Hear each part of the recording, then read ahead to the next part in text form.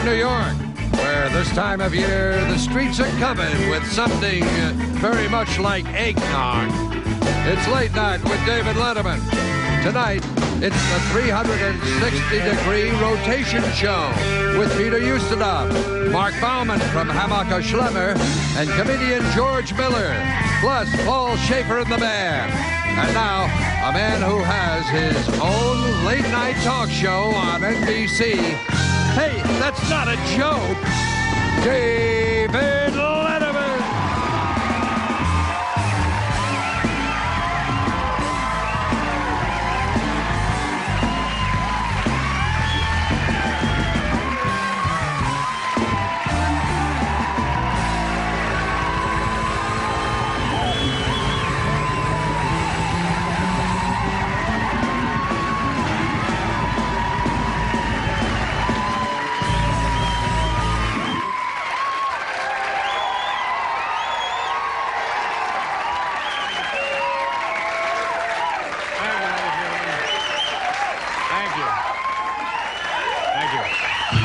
Thank you so much, ladies and gentlemen. Welcome to the program. My name is Dave Letterman, and welcome to our little studio here in New York City. I didn't get a chance to see the entire set of hearings today. Has John Dean testified yet, or was it? You know, I hate to say something that's going to depress all of you this time of year, being so festive and the holidays just around the corner, or are they just up the street? No, I guess they are just around the corner. There was a sad event here in Midtown Manhattan today, and the kind of thing, unfortunately, that you read about from time to time. A man, very despondent gentleman with a severe stomach ulcer, took his own life today by ordering the rib dinner at Bojangles. So, yeah! Oh, my God. And Joan Collins is getting divorced. There's a kind of a shock, isn't it? I guess any marriage is in trouble if the age difference is greater than that of the nationwide maximum speed limit. So that's...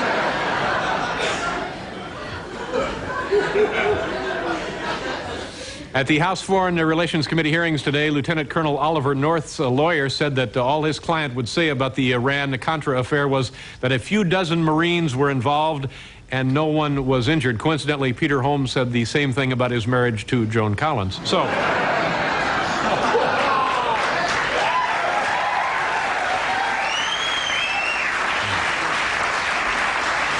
Thank you so much.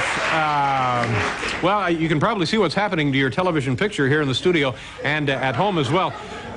Ladies and gentlemen, on August 15th, 1932, CBS experimented with a television transmission, and I believe the name of that program was called The Worldwide Review. That was in 1932. Now, since that time, of course, we've had local television all over the country. We have network television. We now have cable television. We have satellite communications. We have color television.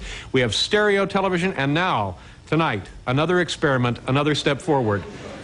Thanks to the technological geniuses at RCA and General Electric, tonight we bring you the 360-degree image rotation television program.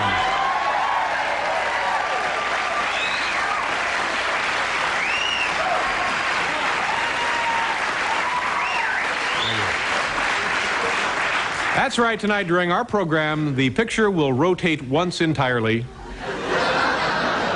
as I'm guessing many of you do at home.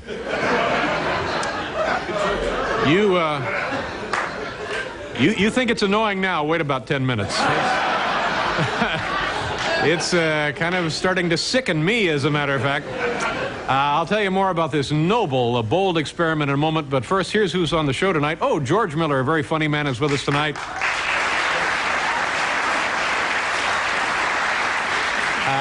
Peter Ustinov is here tonight, and we have... You know, this has actually given me vertigo. From Hammacher Schlemmer, we have a gentleman named Mark Bauman, and he's here with new gift items from Hammacher Schlemmer. And now, kids, it's time... Hey, it's Paul Shaffer. Paul Shaffer, folks.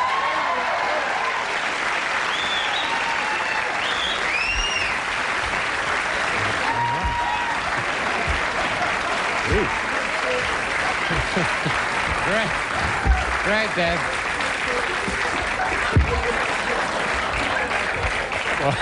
Boy, is this annoying. Is that any way to be? History is being made. Yeah. I am going to be just standing and saying, if you stand this way, there's really no problem. The whole thing goes around completely. I'm excited, though, about the show. Nice to see you. Did you have a nice Thank night you. last night? I had a, kind of quiet night. I worked on my soundtrack last night. What did you do last night? I had a quiet evening. It was interesting. I never did this before. I had a guy come out to the house and shave my back. So that was kind of... Lifestyles of the rich and famous, I thought I'd try it once. Whew. Yeah. Let me tell you a couple of things about this show tonight. First of all, here's what's going to happen. I guess you can see what's happening already. Let's say that this is your television at home. This is Paul. Remember that show, Paul, you and me, when we did? Yeah, look how healthy we look then. So about every 15 minutes, the show will rotate 90 degrees. So there we go. It'll be like that. Yeah. And then when it's completely 180 degrees, it'll be like that. And then finally on the other side, about quarter after, it'll be like that. That's Howard Vinitsky in one of his favorite sound effects, ladies and gentlemen. And then finally, when we come back down, the show will be just like that. And by the way, thank God for this handy visual aid, huh? Why did we need to show them what's going to happen? It's happening here. Happening right now. Yeah, we should have more meetings, I guess. Hal, can we see the... Can we see the inclinometer, Hal, to indicate what the degree of incline is on? We're now at 39 degrees. And because experts don't fully understand the dangers of this and viewing in your own home, you're advised to look at tonight's show through one of these things. Or if you have an opportunity to smoke some glass and look through that, so you don't get hurt. I was smoking a little glass before the show. I said glass, Paul, smoking glass. Glass, yeah. All right. Now, when the picture is completely 180 degrees, we have a little graphic demonstration for you featuring our own Larry Bud Melman. Larry, are you back there?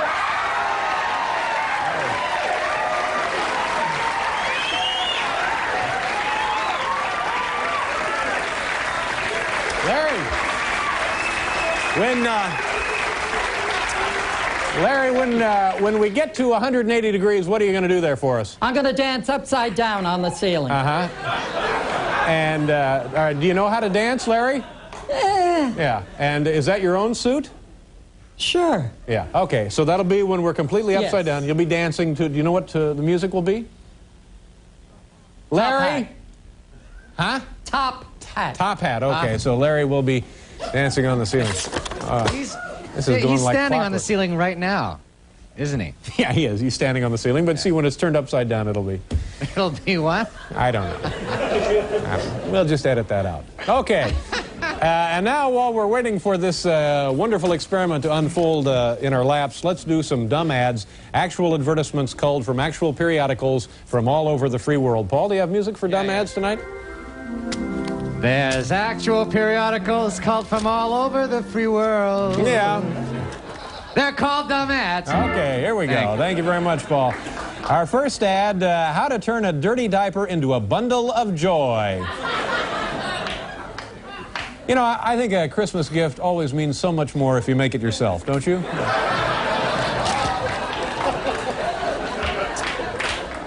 Here's an ad. It says, introducing Adidas, the fragrance. Boy, someone smells like running shoes.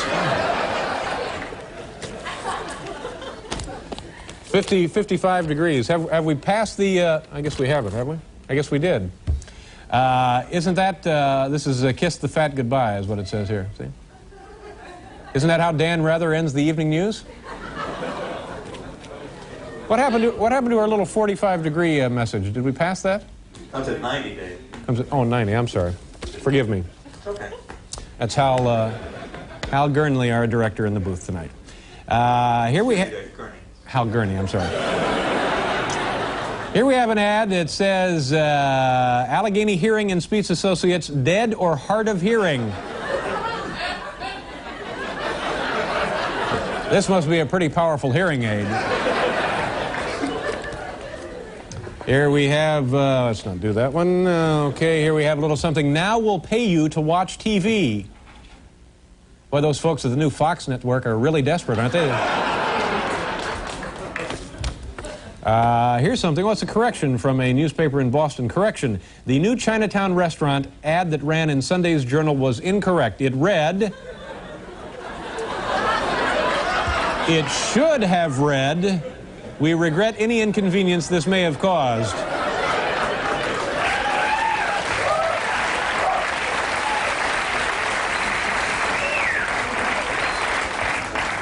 Here's an ad that says, "You've been a good boy, so you deserve a new Browning."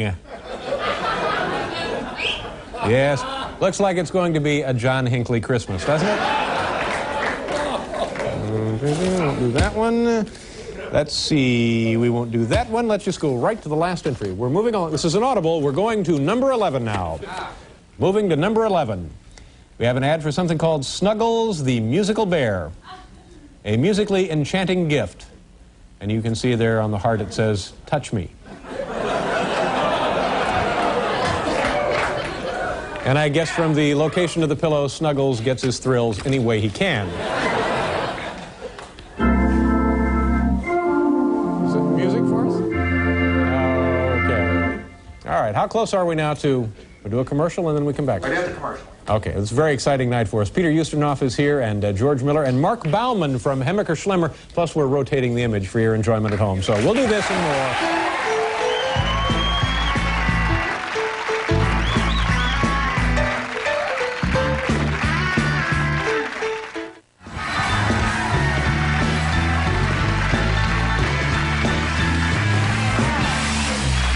Thank you so much, ladies and gentlemen. Thank you very much. Welcome back to the show. And if you're just joining us tonight, we're rotating our image for your enjoyment at home. And I think we're coming very close to the 90-degree mark, aren't we, Hal? Pretty soon, Dave. Okay, pretty soon. Any second now, we'll hit the 90-degree mark. We have achieved 90 degrees. 1/4 revolution and proceeding. Please, no flash photos. No flash photos, and now we just keep going on over. At various times in his life, our first guest has worked as a writer, an actor, a director, and a winemaker. He is a linguist, a bon vivant, a history buff, and obviously on the wrong show.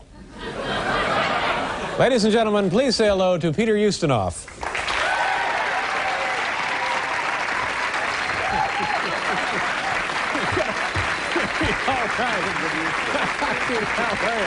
Come on over here. Be very careful.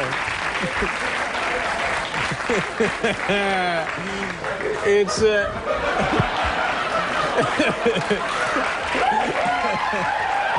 hang on.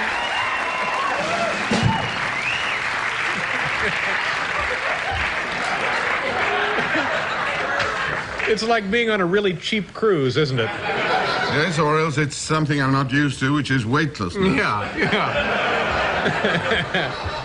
How are things since I last saw you? You look fine. You look fit, happy. A little topsy-turvy. Yeah. Enjoying the holidays, are you? No, I haven't had any, no. Yeah? No, I've been running from town to town. I was in Washington this morning. Mm-hmm. I'll be in Ottawa tonight. Yeah. Somebody mentioned to me that you do a Ronald Reagan impersonation. Is that true? No. Okay, good. I was on the Great Wall in China just quite recently. How recently? It's very exhausting, about 6 weeks ago. Uh-huh. Very exhausting. And I got very tired at one point because it's almost this angle. And I got to a point where I had a camera with me. I had the television with me, and I said, both Nixon and Reagan gave up here because it's a very strenuous wall. They both decided to stop and make a statement, and Nixon was so out of breath and mentally fatigued by it, he couldn't think of anything to say except, it's a great wall. But I think I heard that Reagan had something else to say. He said, well, this great wall of ours, of theirs. Bad, Reagan. Thank you. When was the last time you were in Russia? The last time? Yeah. About 4 weeks ago. I had to go for a very short time. Is this, did you get a chance to meet Gorbachev then? Have you met the man at all? Yes, yes. And how did he strike you? He didn't. Uh-huh. No. Anton, stand by, thank you. What was the nature of your exchange with the man? Well, I went together with some very distinguished Americans, such as Arthur Miller, James Baldwin, Alvin Toffler, in order to discuss what the next millennium should be like. And it was an extremely interesting, very affable meeting. And then what did you come up with? What should it be like? Oh, well, we can't, I mean, that would be silly to say that we came up with anything, except he did encourage us in our work, together with some sociologists and people like that. And he said, we have many deficits in the world. The most crushing of them is the lack of new ideas. And I thought that was wonderful, coming from a country which has been very satisfied with old ideas for a long time. It was very unusual in any case. We of course have no problem coming up with new ideas on this show, and I give you this piece of crap right here. We're at 116 degrees now. But does Gorbachev seem like a man with a? I look like a man who's entirely bald with a bushy white beard.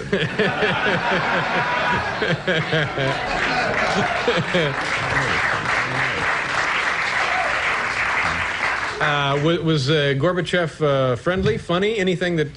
Very friendly, very funny. Give us an example of something he might have said that was amusing. Well, he asked us what we've been talking about, and we were 14 of us, of all sorts of nationalities.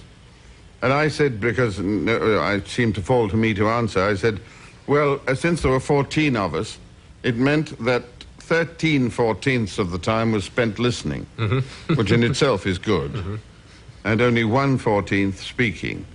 So I think we got something out of it by listening to other ideas other than our own. And he said, well, in that case, I will spend my time listening to you, but if I find I'm provoked by anything, I will allow myself to interrupt you. But I do beg you to interrupt me if I should say anything which has the same effect on you. So that we really forgot where we were. It was a very Russian occasion in that they were terribly punctual. They said it starts at 11 o'clock sharp and lasts for 1 hour. And at 5 to 11, everybody was synchronizing watches, doors were half opening, shutting again. I thought a missile was being launched. It was a countdown. At precisely 11 o'clock, boom, the doors opened, and we left just under 3 hours later. So just went on, you know, that's typical. Is he the kind of guy that you can imagine in any other context, in any other walk of life? Could you see this guy, I don't know, selling insurance or working in a shoe store? Or, I mean, does he strike you as being basically just an average fellow who has succeeded in the Russian politics? He's obviously very intelligent. And as one Canadian ambassador of Russian origin said to me, that he's the first really educated person they've had in that position since Lenin. And that's a long time ago. Perhaps some drop-off might have been he didn't have time to show it. But he's certainly a very, very good quality. And he'd probably be very proud to know that he was being discussed on tonight's show, too. We're going to continue here more with Peter Ustinov. Excuse me, I want to show you what people all over America are doing right now. Excuse me, one moment. They've just walked into the house, and they're going up to the set, and they're doing this. Do we have a camera anywhere near this monitor? Here's what they're doing. They've just come in, and they're doing this. Well, what the hell is it? God damn, what has happened there? We'll do a commercial, and then we'll be right back to continue more of it.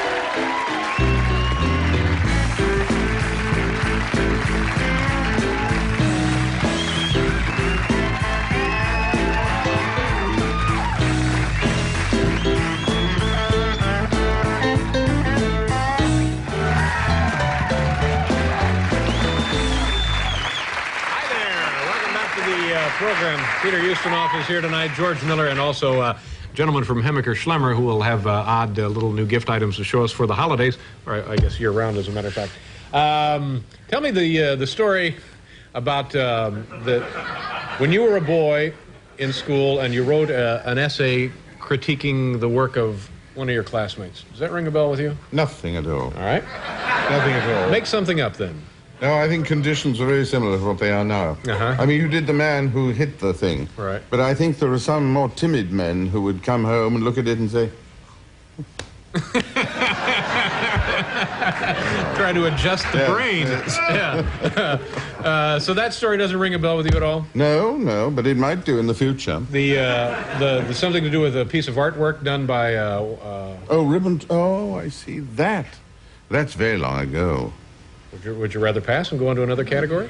Yes, I think so. I mean, I don't think... Well, tell the people who the particular, who the fellow involved was, so at least so they know what we're talking about. He was the son of von Ribbentrop, the German foreign minister. And he did a piece of artwork called Armed Strength with a lot of Wagnerian characters holding poles. And I wrote a piece for it for the London Evening Standard at the time. I learned the value of procrastination because they offered me something like 30 cents for the piece. I never answered, and they sent me $1. There you go. I have never looked back since those days. I never answer any letter of that kind. Did this nearly trigger any kind of international unpleasantries? Well, the school wanted to know who'd broken this story. And since my father was a journalist, I promised to help them find out. But after 2 weeks, I had to confess I didn't know.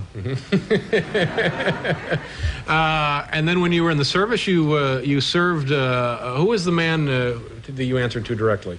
Was he your immediate superior or just another guy in the David service? Niven. Yeah. Oh, he was a colonel, and I was a private, and I was writing a script for him. And the only way in the British Army one could keep a colonel and a private in close quarters was to make one the orderly of the other.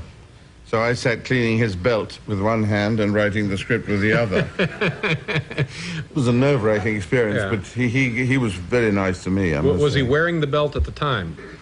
Because it's a whole different deal there. Yeah. And I'm certainly glad you enjoyed that. All right, now tell me a little bit about the book. It's called... I'm getting awfully flushed. The blood is rushing to my head. We'll have you out of here in a minute. If you could just hang on for a second. We have an ambulance on the way. What's that bow in my hair?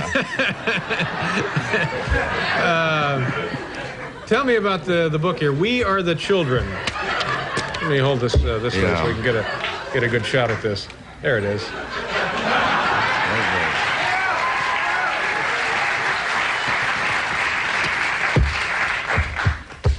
That's a book written by Judith Spiegelman, who works with UNICEF, and it's the 40th anniversary of that noble organization. And you're represented in here? Oh, I'm represented in one little piece there, which is very flattering, and, well, I'll let you discover it for yourself. It's entitled Barking for UNICEF, and exactly what does that refer to, barking for Well, UNICEF? it's a habit I've got of trying to, you know, when you see a lot of African or Chinese children in front of you, and they look so full of hope, and they're there because they know you've come a long way and you don't know how to communicate, because I speak very few African languages.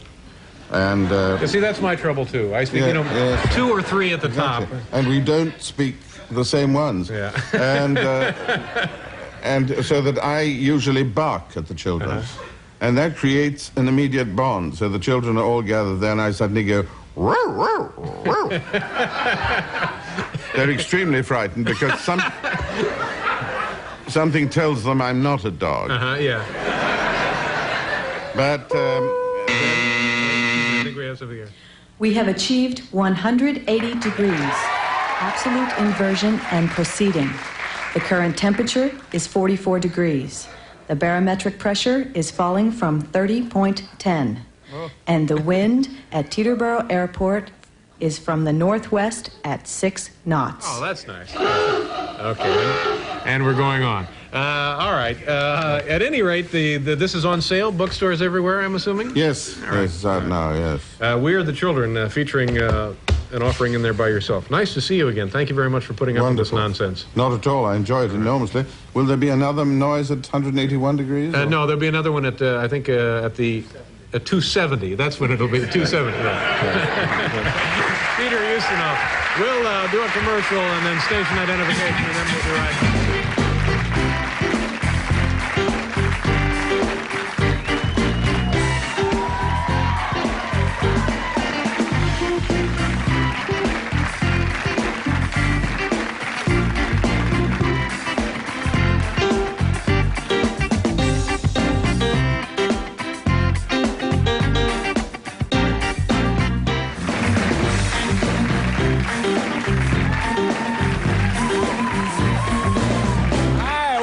to the show, ladies and gentlemen, and before we lose it almost completely here, we want to show you our own Larry Bud dancing on the ceiling. Larry, are you ready? Yeah. Okay, Paul, are you ready? Yeah. Okay, folks, here it is, our 360-degree reversed, or what do you call it, rotated image show. Go ahead, Larry, take it away.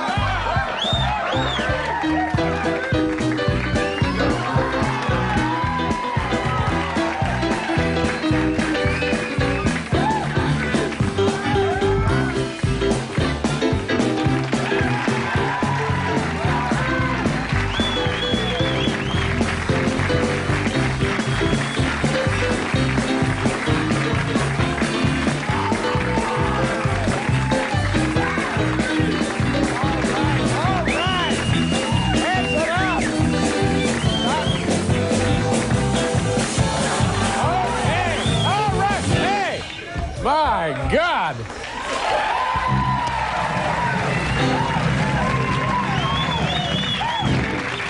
Thank you. So, so you really can dance.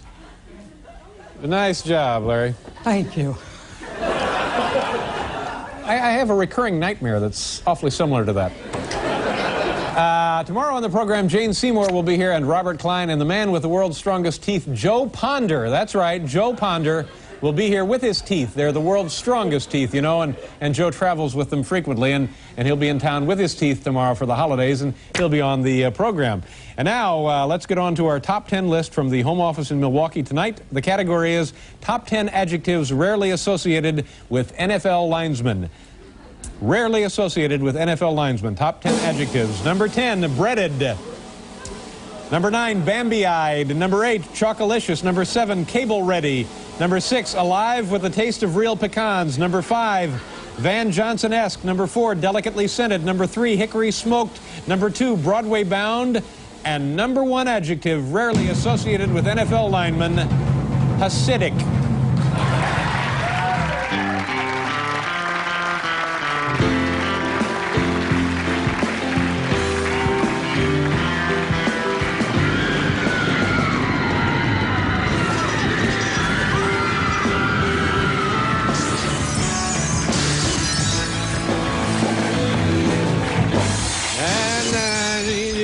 Now we have time for a couple of these. Let's do one of these. Here comes the old cannon. Yes.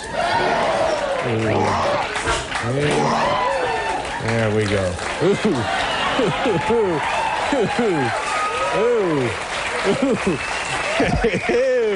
Well, one of them coughed up a wad of Swiss steak. Yeah. We'll be right back to meet the man from Hammacher Schlemmer, Mr. Mark Bauman.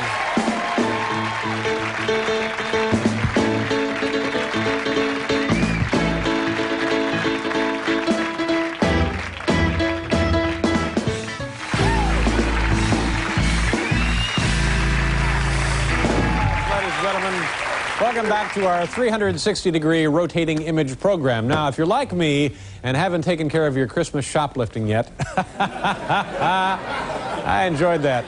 You might be interested in some of the items my next guest has here tonight. He is the executive vice president of a very interesting store called Hammacher Schlemmer. Please welcome Mark Bauman. Mark, come on out. Hi, Mark. Nice to see you. How are you? I see here that your store was established in 1848, New York's most famous store since before the Civil War. That's right. That's a pretty impressive record, and it's been in business continuously? 139 years. Yeah, right. and tonight we have top of the line, the new line for the holidays. Right. All right. Yeah, we've always been known for our unusual products, and I think we get to we keep have a lot of few this tonight. stuff, right? Sure, why not? Okay, what do we have here, Mark? Okay. Because we had a guy here last year from Sharper Image, and we didn't get to keep anything.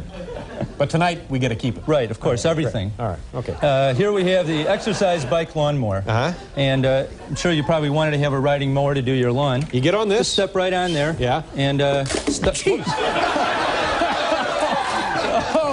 Oh, so it's You're not supposed to do that. Quite durable then, I see, Mark. What is that, cast iron? No, that's fiberglass. All right, so you get on there and you... Right. Just start pedaling. Pedaling, and this actually will mow your lawn? Right. Yeah. But what's the purpose of that exactly? Get an aerobic workout while you're mowing your lawn. Oh, I see. And I can't back up on the thing. Oh, jeez. Okay. All right, and what does that go for? Why can't you back it up, Mark? Well, you're supposed to mow in the forward direction. Oh.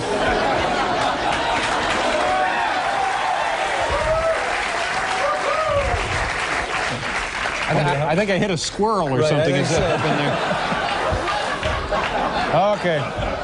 And what does this go for, Mark? That's $400. $400. Have you sold many of these? Quite a few. Honestly, have sold? Right. Yes, we have.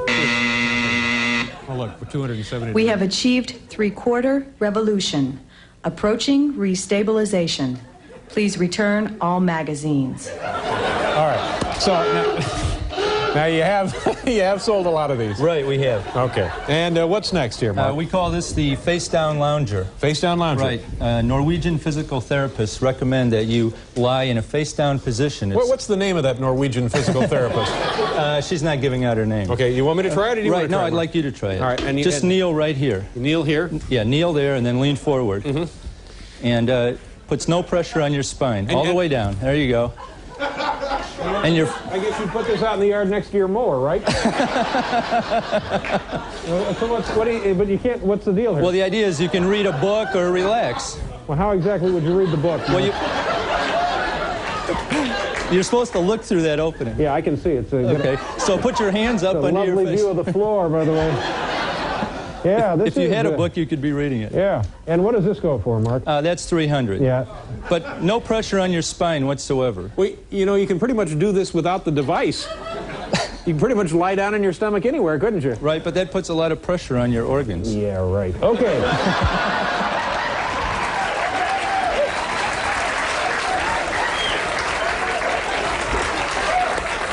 Did I hear someone say pressure on your organs? Where do I sign up for that, Mark? Well, okay. $300 right. for this piece of cloth and some wood. Right. All right.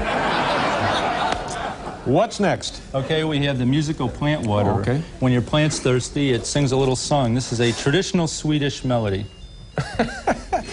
So we have items from Scandinavia. Right, yeah. Right. I guess it's a theme tonight. Mm-hmm. And so somehow the water balance in the soil will trigger off a galvanic response. Exactly. You should work for us. And what does that go for? This? That's only $20. Mm-hmm. Oh, not too bad. No, right. Okay. Okay, this is the handheld copy machine. You can make copies anywhere you don't have a Xerox machine handy. How do you do that? Okay, you hold, here, put your hand right on the paper and squeeze this with your right hand and move it along to the right. Yeah. There we go. We didn't, you have to hold it straight. Mm-hmm. Well, that's pretty impressive. There you go. Yeah. And what would be the application of this, you suppose, Mark? Well, I guess you'll have to use your imagination. And how much does this cost? $350. Ooh, boy, oh boy, oh boy, oh boy. $300 and you can copy virtually anything. Right, virtually anything. And we have to go to this? We have to go to the last one. Because this will be probably the best item of the bunch. This will be the most exciting, the most spectacular, the most fun for all of us, right? Right. All right, let's get right to it. Okay, you can step right up here. This is the Opsvik Arboreal Chair. It's the what? Opsvik Arboreal Chair. It's the Opsvik Arboreal Chair. Right. Just like a tree. Just climb right up. Step right up there. Step right up here. And then you're supposed to sit on this part. Supposed to sit on which part? This part? No, here. Well, you could if you wanted. And aside from making you feel like a jerk, what is this good for? What exactly is the point of this? Well, I don't know. It's very attractive. It's supposed to be... I know, we all know it's very attractive, but... Whoa, other than that... Be careful when you get up. How much does this cost? $3,700. $3,700 bucks. Right, exactly. Now, you haven't sold a one of these, have you? Not yet. Not yet. All right. Thank you, Mark. Nice meeting you. Mark Bauman from Hammacher Schlemmer. We'll be right back.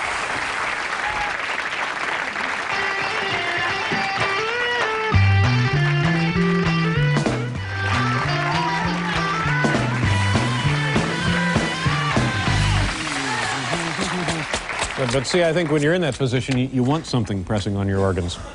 Now, my next guest is a very funny gentleman who can be seen in person on December 12th through the 14th at Chip Flato's San Antonio Comedy Club. As always, it's a pleasure to welcome to this show George Miller. George.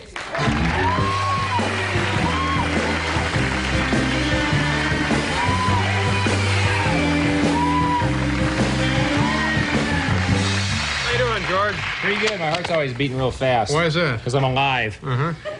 Chip Flato's San Antonio Comedy Club. What kind of guy is this fellow?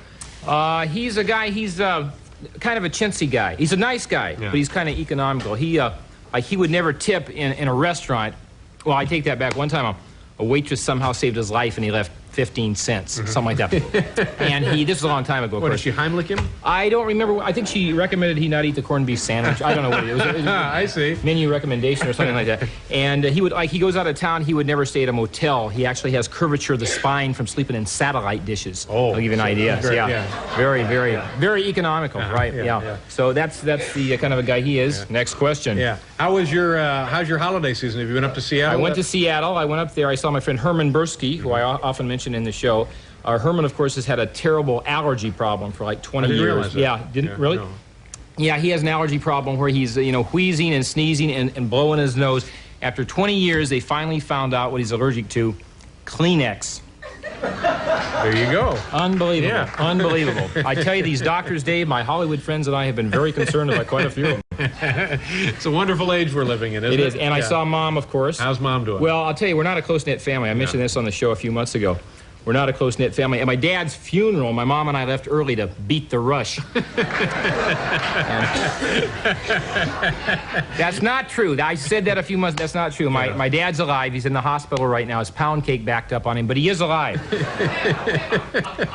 Pound cake. I have no idea what that means. I got a laugh one night. I kept it in for a couple of months. Leave it in. Pound cake backed up. I don't know what I'm talking about.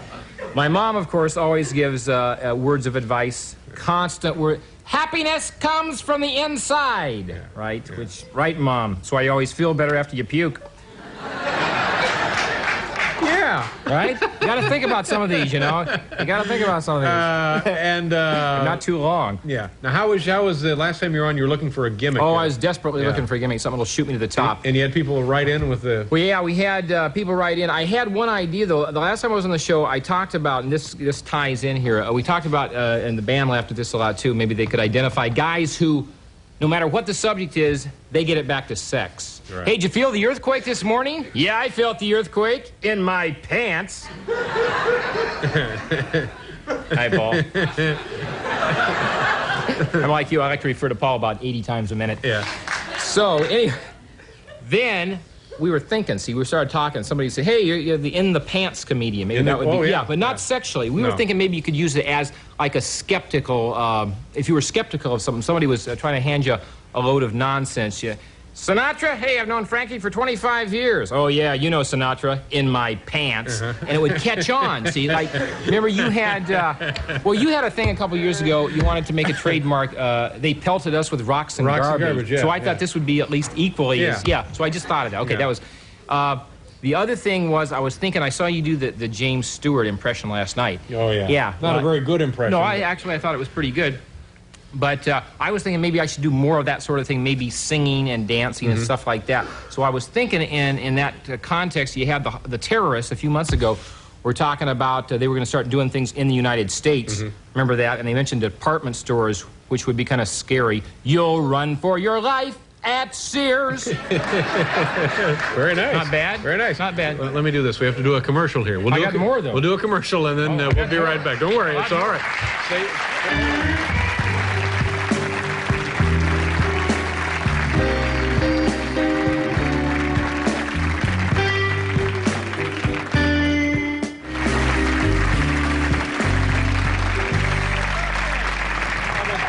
Right, I'm glad of that. So how's your dating life? Anything, I had this blind date, and I started this story 2 shows ago. I'll start it again. I think the lady was from the PLO. I'm pretty sure she was, that stands for probably lesbian. Oh! Remember that? Remember I started this right. I Yeah. do remember that. Well, she seemed a little masculine. We bought some potato chips. She tore them open with her teeth, which I think is a little bit, and they were Pringles. So I was pretty sure that something was going on. can there. It was in the can, No, right, right right. through the can. Yeah, we don't have to explain these. She was one of the. She was. Wait a minute. Wait a minute. Coming close. Oh, we're very close. 5 seconds. 5 seconds. To complete 360-degree Thank you. rotation. Thank you very much. Thank you very much. That's Howard Minitsky and his sound effects. There we go. Throw them. Great. We have achieved 360 degrees. Complete image revolution. Everyone involved in tonight's experiment will receive a lovely plaque. Oh, that's She's an annoying bitch. a lovely plaque. Paul, I understand you have a little song to commemorate the evening. Thank you. Here's a little tribute to a little adventure that we've shared and sort of what we've learned along the way. An incredible journey inside your TV. Was it all too real or just some nutty fantasy? Our feet in the clouds, our head on the ground, around the world with ease. What a fabulous feeling. 360 degrees.